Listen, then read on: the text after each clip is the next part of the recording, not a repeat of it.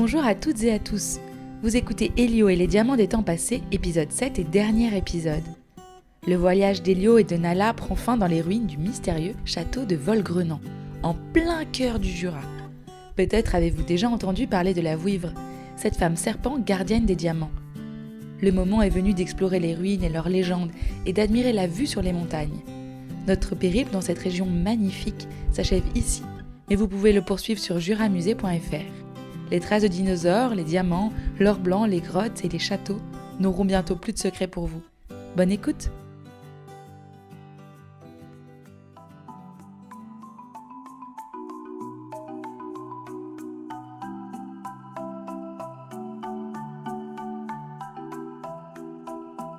Six trésors scintillent au fond d'une petite boîte.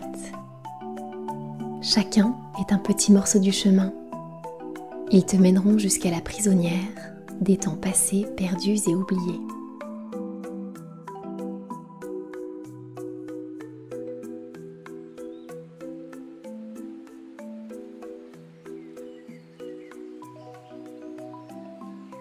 Elio regarde l'étrange nuage qui se déplace doucement sous les rayons de la lune. Un léger brouillard rampe entre les arbres et une chouette ulule au loin. C'est bien le tableau exposé dans le musée qui s'étend tout autour d'eux. Les mêmes montagnes, les mêmes ruines un peu plus haut et la rivière en contrebas. Tout est à la fois étrangement calme et un peu inquiétant. Elio se demande bien comment ils vont faire pour sortir de ce tableau et retourner dans le monde réel. Il sent que la réponse est dans ce nuage qui s'enroule et se déroule. La petite voix sifflante est toujours bien présente à son oreille. C'est un peu comme si elle aussi se pliait et se dépliait. Prisonnière des temps passés, perdue, oubliée. Elio secoue la tête. La voix l'empêche de réfléchir. Soudain, un éclat semble illuminer le ciel, comme si le nuage se mettait à briller tout à coup. Il ondule dans la lumière. Un serpent ? Le nuage est un serpent ! S'écrie-t-il en reconnaissant d'un coup les écailles et la langue fourchue. Il ferme les yeux et s'apprête à sentir le tableau basculer autour de lui pour revenir dans le musée. Mais rien ne se passe. Nala, Chloé, Séraphin et Huguette se pressent autour de lui. Je suis bien d'accord. Ce nuage ressemble à un serpent. Observe Chloé. Alors pourquoi est-ce que l'on ne revient pas dans le musée ? Il faut peut-être le dire encore une fois. Suggère Nala. Eh oh ! C'est un serpent ! Crie-t-elle en direction du ciel. Je ne comprends pas. Murmure Elio. Entendre une voix dans sa tête, plongée dans des époques lointaines et inconnues, et même échappée aux dinosaures ne l'a pas vraiment effrayé. C'est comme s'il avait toujours su qu'ils allaient s'en sortir. Mais pour la première fois, il sent son cœur qui résonne dans sa poitrine. Ses mains sont moites, et le brouillard autour de lui semble être entré dans sa tête. Il doute et regrette presque de s'être embarqué et d'avoir embarqué les autres dans cette aventure. Je ne sais pas pourquoi ça ne fonctionne plus. Séraphin s'approche de lui et passe son bras autour de ses épaules. Ne t'inquiète pas, on va bien trouver comment sortir d'ici. On ne compte pas rester emprisonné entre trois coups de pinceau pour l'éternité, hein, Huguette ? Fait-il en se tournant vers la conservatrice du musée. Mais celle-ci a les yeux rivés sur le ciel. Elle se balance de droite à gauche en se tapotant le menton. Je crois bien que serpent, ça ne suffit pas parce que c'est un petit peu plus qu'un serpent. Regardez, il a comme de grandes ailes accrochées à son corps. Alors ça serait un dragon ? Suggère Nala. Non, je ne crois pas. Poursuit Huguette. Et il y a aussi cet étrange éclat au sommet de sa tête qui illumine le ciel. Oui, un peu comme un diamant. Observe Elio.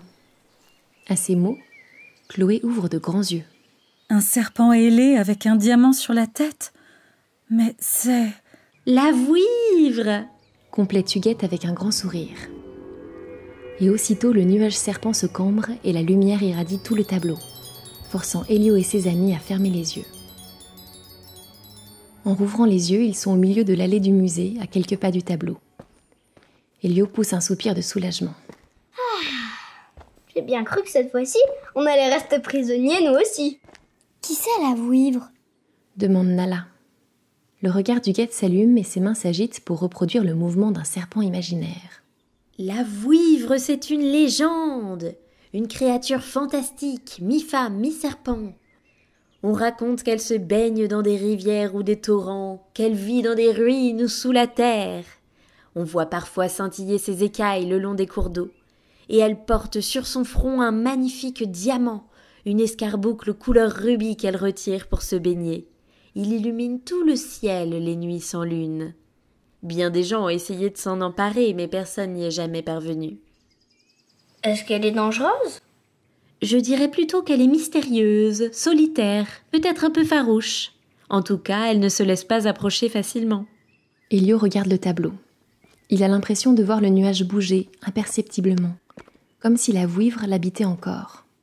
Il faut qu'on la trouve. Qui ça, hein? La vouivre? Demande Séraphin. Oui, je crois que c'est elle que j'entends. C'est elle, la prisonnière. C'est elle qui nous a guidés à travers les époques et dans le tableau. Un petit silence flotte quelques secondes. Mais Elio, c'est une créature imaginaire. Elle n'existe pas. Si, je suis sûre qu'elle existe. Chloé pose sa main sur celle d'Elio. Bon, d'accord. Partons du principe qu'elle existe pour de vrai. Je ne vois pas trop comment on pourrait la trouver. Elle est d'ici, Affirme Elio en pointant du doigt le tableau. Tu veux dire dans le tableau? Non, elle est dans l'endroit qui est représenté sur le tableau. Tout le monde regarde le tableau avec attention. Les montagnes, les arbres, les ruines. Ça pourrait être n'importe où. Ça me dit bien quelque chose. J'ai déjà vu un paysage qui ressemble à celui-ci, mais je ne sais plus où. Huguette réajuste ses petites lunettes dorées sur son nez. Oui, la femme qui a peint ce tableau s'est sûrement inspirée d'un lieu réel. Mais allons dans la salle de restauration.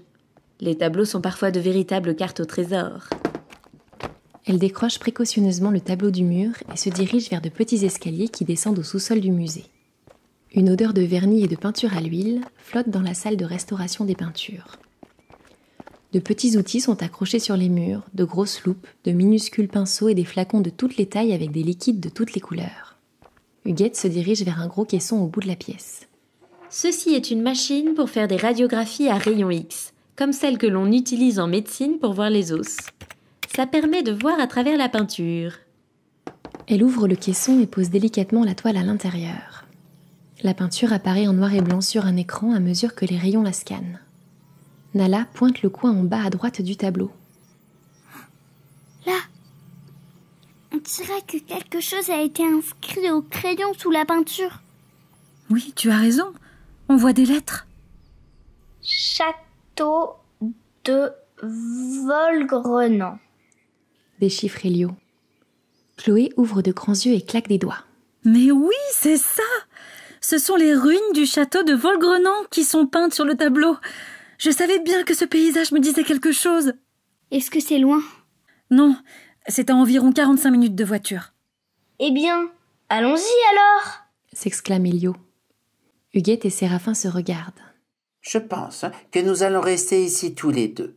La vouivre est un être discret, et elle ne voudra sans doute pas se montrer si nous sommes trop nombreux.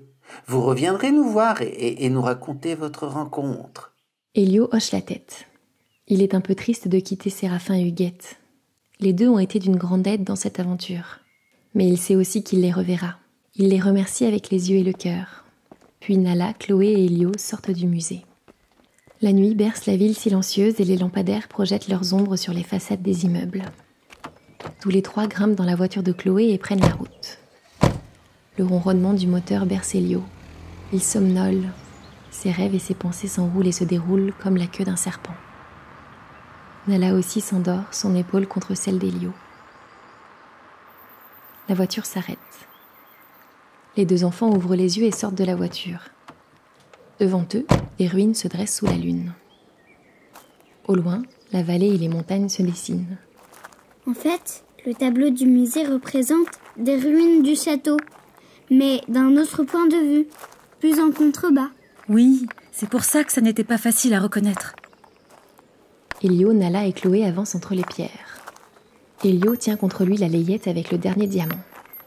Ils arrivent au point le plus haut des ruines. Une grande pierre taillée en rond est posée sur le sol. Sous les reflets de la lune, elle est aussi blanche que du marbre. Elio s'approche. Dans la pierre, une silhouette est gravée. Mi-femme, mi-serpent, la vouivre déploie ses ailes. Elio pose ses mains sur la pierre. Il a l'impression qu'une douce chaleur en émane. Le sifflement revient à son oreille et paraît étrangement proche. Prisonnière des temps passés, perdue, oubliée. La pierre brille maintenant d'une lumière argentée. Elio prend le dernier diamant dans la boîte et le pose sur le front de la vouivre. Et voilà que la pierre se fendille. Elio a à peine le temps de reculer qu'elle éclate en 1000 morceaux. Une silhouette en émerge et s'étire. De longs cheveux glissent sur des écailles brillantes. La vouivre se tourne vers Elio, Nala et Chloé et plonge ses yeux verts dans ceux d'Elio. Merci, vous m'avez délivrée. J'étais emprisonnée dans ma propre demeure, ce château dans lequel j'ai vécu il y a bien des siècles. Tu vivais ici? Oui, j'en étais la gardienne. Dans les tréfonds de Volgrenant était caché un trésor d'une inestimable valeur. 6 pierres précieuses d'une pureté exceptionnelle. Chacune était la mémoire d'un temps passé. Ces pierres possédaient une magie très ancienne qui permettait de se promener entre les âges et de revenir à des époques enfouies. J'aurais dû les ramener chacune dans leur temps, telle était ma mission. Mais j'ai préféré les garder pour le seul plaisir de les admirer, de les avoir en ma possession. Et un jour, j'ai égaré ces diamants. Ou on me les a peut-être volés, je ne sais même plus. Alors, j'ai été condamnée à vivre dans cette prison de pierre pour l'éternité. Jusqu'à toi, Elio. Alors, c'est nous qui avons ramené les pierres dans leur époque? Oui, j'ai pu te parler, Elio, car ton cœur est aussi limpide que le cœur de ces pierres. Et celui de tes amis aussi. Adieu, je m'en vais retrouver rivières et torrents. Sur ces mots, la vouivre étend ses ailes et un chant pur s'élève de sa gorge. Elle prend son envol sous la lune et ses écailles scintillent comme une étoile filante dans l'obscurité du ciel.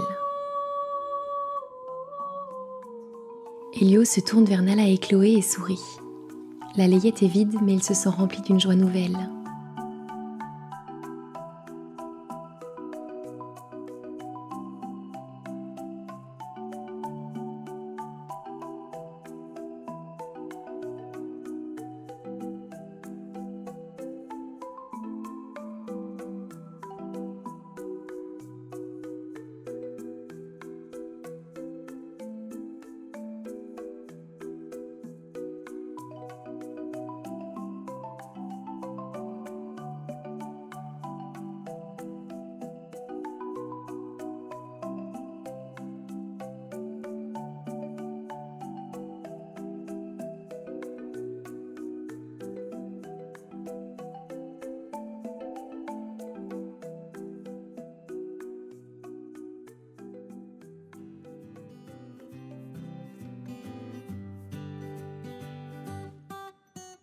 Vous venez d'écouter une histoire d'Envolée Conté, une création originale écrite par Lucille Petit.